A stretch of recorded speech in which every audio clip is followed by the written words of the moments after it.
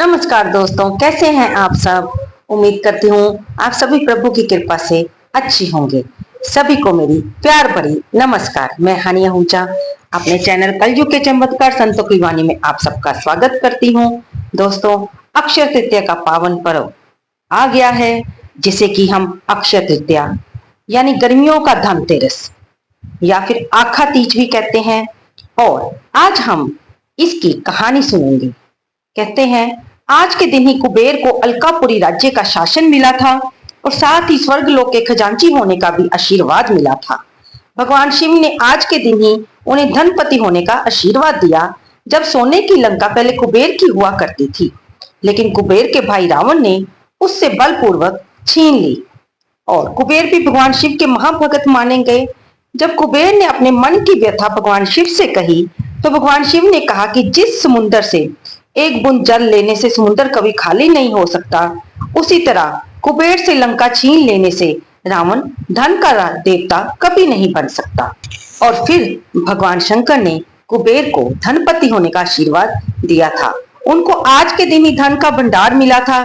इसलिए अगर आप भी चाहते हैं कि आपको भी कुछ ऐसा ही खजाना प्राप्त हो जाए, तो कुछ खास चीजें हैं जो आज के दिन हमें करनी चाहिए, कुछ खास चीजें खरीदनी चाहिए और जो नहीं करना चाहिए उसके बारे में भी हम आपको इसमें बताएंगे।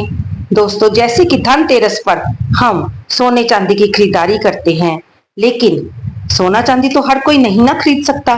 उससे भी कई लाखों गुना सस्ती चीजें हैं जो खरीद कर आपको घर लानी है और आपको कई गुना अक्षय गुना फल की प्राप्ति ये चीजें करवाती हैं और आप अक्षय धन को प्राप्त करते हैं। इस बार तो अक्षय तृतीया पर बहुत दुर्लभ संयोग बना है। धन योग बन रहा है, गज केसरी योग बन रहा है, लक्ष्मी नारायण योग, शुक्र आदित्य योग, रवि योग, बहुत सारे शुभ योगों का निर्माण हो रहा है। ये ऐसे योग हैं जिनमें आप कोई भी कार्य करो आपको सफलता मिलेगी और आपको उसके शुभ परिणाम प्राप्त होंगे। इसके अलावा हमने अपनी पहली वीडियो में आपको बताया ही है कि इस दिन बृहस्पति और चंद्रमा की वृषभ राशि में विराजमान रहेंगे, यानी कि ये लगन बहुत ही शुभ होगा। दोस्तों, अक्षय तृतीया वह दिन कहलाया जाता है जिसे अबूझा मुहूर्त भी हम कहते हैं, यानी कि इस दिन हमें कोई शुभ कार्य करने के लिए ज्योतिषों से या विद्वान पंडितों से पूछने की जरूरत नहीं पड़ती। ये अपने आप में सर्वसिद्ध योग होता है, दिन होता है। इस सारा दिन बहुत ही शुभ होता है, आप कोई भी मंगलिक कार्य कर सकते हैं। पर हाँ, इस बार हम आपको बता दें कि आप इस अक्षय तृतीया पर, जो कि इस बार कहा जाता है कि 20 साल के बाद आई है, जैसा कि विद्वानों ने अनुमान लगाया है कि इस अक्षय तृतीया पर शादी नहीं होगी। इसके अलावा आप गृह प्रवेश कर सकते हैं, घर में नई चीजें ला सकते हैं, निर्माण कार्य कर सकते हैं, क्योंकि इस बार 28 जून तक शुक्र का तारा अस्त है। इसलिए इसी बीच में गुरु का तारा भी 6 मई से 3 जून तक अस्त रहने वाला है। इसलिए शादी विवाह का संस्कार नहीं हो पाएगा, क्योंकि विवाह मुहूर्त में गुरु और शुक्र दोनों का विचार किया जाता है। शुक्र को भोग विलास का, नैसर्गिक और दाम्पत्य सुख का कारक माना गया है और गुरु को कन्या के पति का, पति सुख का कारक माना गया है। इसलिए दोनों शुभ होने बहुत जरूरी है। इसलिए इस बार 10 मई के दिन आप विवाह कार्य नहीं कर पाएंगे। उसके बाद 9 जुलाई के बाद से आप 9, 11, 12, 13 और 15 जुलाई को विवाह मुहूर्त आ रहे हैं। इस दिन गंगा, जमुना आदि पवित्र नदियों में स्नान करना चाहिए। शिव पार्वती, नर नारायण की पूजा की जाती है। इस दिन भगवान शिव, पार्वती और माँ लक्ष्मी की प्रभु नारायण के साथ पूजा की जाती है। शुक्रवार का दिन वैसे भी माँ लक्ष्मी को समर्पित होता है और माँ लक्ष्मी तो है ही धन की देवी।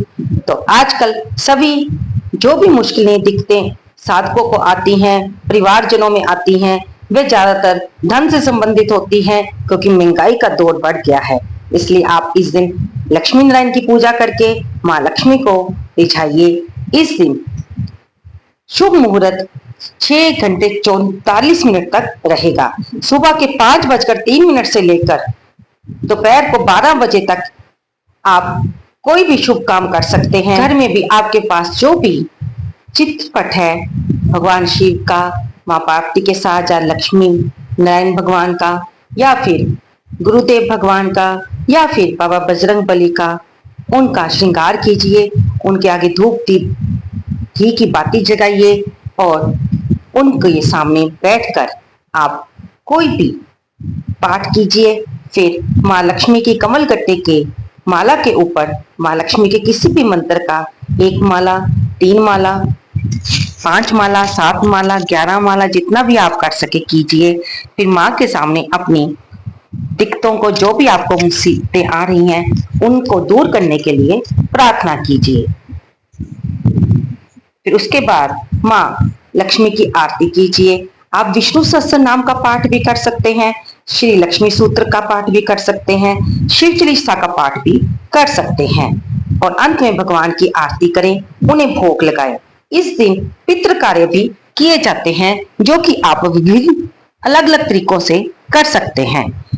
इस दिन सुबह स्नान करने के बाद स्वच्छ वस्त्र पहनकर आप सूर्य भगवान को जल के लोटे में काले तिल, लाल पुष्प डालकर उन्हें ओम श्री सूर्याय नमः, ओम श्री आदित्याय नमः, ओम श्री भास्कराय नमः, या फिर गायत्री मंत्र ओम भूर्भुवः स्वः तस्य मित्रवरेण्यं भर्गो देवस्य धीमहि धियो यो न प्रचोदयात्, ऐसा पाठ करते हुए आप भगवान सूर्य देव को जल अर्पित कर सकते हैं।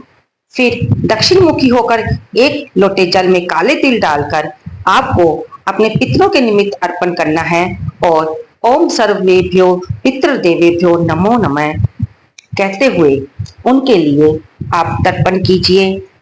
ऐसा करने से आपके पितर प्रसन्न होंगे। आप अपने पितर के निमित्त किसी को भोजन दान भी करवा सकते हैं, या फिर किसी जहां पर लंगर की व्यवस्था हो, किसी मंदिर में, भंडारे में जाकर भी आप अन्न दान कर सकते हैं। अगर संभव हो तो आप किसी स्लम एरिया में जाकर वहां पे गरीब परिवारों को अपना यथाशक्ति कुछ खाने का सामान, शरबत आप दे सकते हैं। कुछ मिठाई बांट सकते हैं, बच्चों को खिलौने दे सकते हैं। इस दिन दोपहर से पहले स्नान, जप, तप, होम, स्वाध्याय, पितृ तर्पण और दान करना चाहिए। इस दिन पंखा, चावल, नमक, घी, चीनी, सब्जी, फल, इमली और वस्त्र का दान किया जाता है। अब हम जानेंगे कि हम क्या चीजें खरीद कर ला सकते हैं।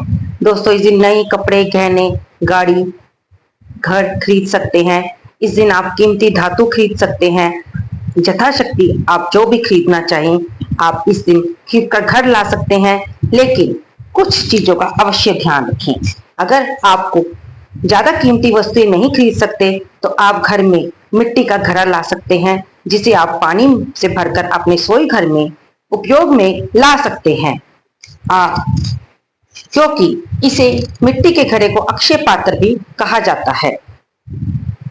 इसके अलावा आप घर में जौ ला सकते हैं, जो भी कनक के समान, यानी कि कनक जो कि सोने के बराबर ही मानी जाती है, आप घर में भी ला सकते हैं और किसी को दान भी कर सकते हैं। आप बर्तन खरीद कर ला सकते हैं, लेकिन कोशिश कीजिए पीतल का बर्तन लाने की। आपको प्लास्टिक या फिर कांच के बर्तन लेकर नहीं आने हैं। आप इस दिन हत्ता जोड़ी, जो कि माँ लक्ष्मी का इस रूप मानी गई है, उसे लाकर अपने मंदिर में उसकी पूजा कर सकते हैं, या कहीं से विद्वान पंडित से सिद्ध कराकर भी अपनी तिजोरी में रख सकते हैं।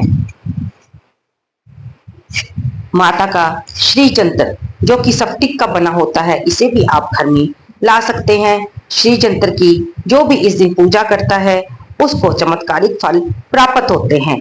अब पीली कौड़ियां, जो कि माता लक्ष्मी का ही स्वरूप मानी जाती हैं, कहते हैं कि माता लक्ष्मी जब सागर मंथन से प्रकट हुई थी, उसी समय पीली कौड़ियां भी उत्पन्न हुई थी, तो ये भी माँ लक्ष्मी का रूप मानी जाती है। इसी प्रकार गोमती चक्र, दक्षिणावर्ती शंख आप इस दिन लाकर उनका पूजन कर अपने मंदिर में रख सकते हैं। अगर आपको धन से संबंधित जो भी समस्याएं होती हैं, माँ लक्ष्मी से संबंधित इन चीजों को लाने से वे दूर हो जाती हैं। दोस्तों, हर साल में दिवाली के पहले जो धनतेरस आती है, उसी प्रकार विशाख के मास में अक्षय तृतीया ऐसा दिन है जिस दिन आप ऐसी खरीदारी कर सकते हैं जिनको करके आप अपने घर में सुख, समृद्धि, बरकत ला सकते हैं। इस दिन आप झाड़ू खरीद कर ला सकते हैं और साबुत धनिया लेकर आएं उसे भी मंदिर में रख के उसके बाद अपने घर में आप अगले दिन प्रयोग में ला सकते हैं। दोस्तों, कुछ चीजें ऐसी होती हैं जिन्हें हमें भूल कर भी इस दिन नहीं घर पे लाना चाहिए। आपको काले रंग की कपड़े, काले रंग की वस्तुएं घर में नहीं लानी चाहिए। प्लास्टिक के बर्तन नहीं लाने चाहिए। किसी से इस दिन आपको पैसा ना उधार लेना चाहिए, ना उधार देना चाहिए। धारदार वस्तुएं जैसे कि चाकू, कांटा, कुल्हाड़ी या फिर नाखून काटने वाली नेल कटर, हमें ऐसी वस्तुएं, कैंची जो कि तेज धार की होती हैं, उन्हें इस दिन बिल्कुल भी भूल कर खरीदना नहीं चाहिए, ना ही घर में लाना चाहिए। तो दोस्तों, आपको ये जानकारी कैसी लगी? हम ये बातें जो आपके साथ शेयर करते हैं, ये भगवान का, देवी देवताओं का, उनकी साथ जुड़ी हुई जानकारियों का, पवित्र दिनों का जो भी हम आपके साथ शेयर करते हैं, हम अपने सनातन धर्म का ही प्रचार कर रहे हैं। ये हमारी छोटी सी कोशिश है जो आपके साथ से बड़ी बन सकती है। कृपया मेरी वीडियो को लाइक करें, शेयर करें और कमेंट बॉक्स में जय मां लक्ष्मी लिखना बिल्कुल ना भूलें। बोल साचे दरबार की जय। बम बम बोले।